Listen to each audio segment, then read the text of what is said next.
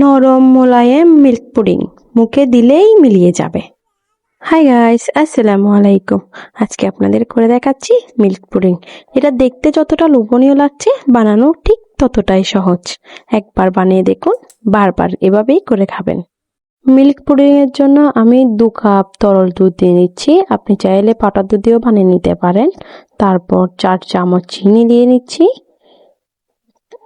1 চামচ agar agar powder, আধা চামচ ভ্যানিলা এসেন্স দিয়ে নিচ্ছি, 1 চুটকি পরিমাণ লবণ দিয়ে নিচ্ছি। চিনির পরিমাণটা আপনারা কম বা বেশি করে নিতে পারেন যার যার টেস্ট অনুযায়ী। এরপর প্রথমে ভালো করে মিক্স করে চুলা বসিয়ে ভালো করে নেড়ে চেড়ে রান্না করে নিব 5 মিনিটের মতো। প্রতিদিন নতুন নতুন রেসিপি পেতে সাবস্ক্রাইব বা ফলো করে রাখুন।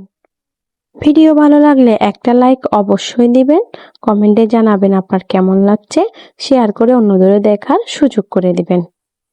ভালো করে নেড়ে চেড়ে এভাবেই জাল করে নেবেন, দুধ যেন পড়ে না যায়। আমার রান্না হয়ে গেছে এটা। আমি এখন একটা বক্সে নিয়ে নিচ্ছি, যেটাতে আমি পুডিংটা সেট করে নিব।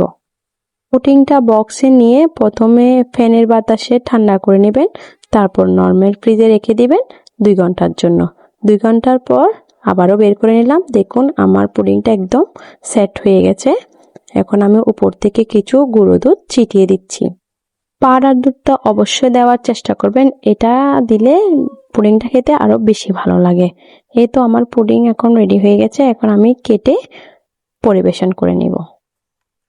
আমি পুডিংটাকে কিউব কিউব করে কেটে নিচ্ছি। আপনার যেভাবে ইচ্ছা ওভাবে আপনি কেটে নিতে পারেন। এটা ঠান্ডা ঠান্ডা খেতে এতটাই মজা যে আপনি যাকে দিবেন সে খেয়ে আপনার প্রশংসাই করবে। এই তো রেডি হয়ে গেল আমার মিল্ক পুডিং। দেখুন কতটা নরম তুলতুলে লাগছে। এখন আমি সব পুডিংগুলোকে প্লেটে সাজিয়ে নিচ্ছি। এই তো রেডি হয়ে গেল আমাদের লোভনীয় স্বাদে মিল্ক পুডিং। এটা মুখে দিলেই মেল্ট হয়ে যাবে। ভিডিও ভালো লাগলে অবশ্যই ফলো বা সাবস্ক্রাইব করে রাখবেন।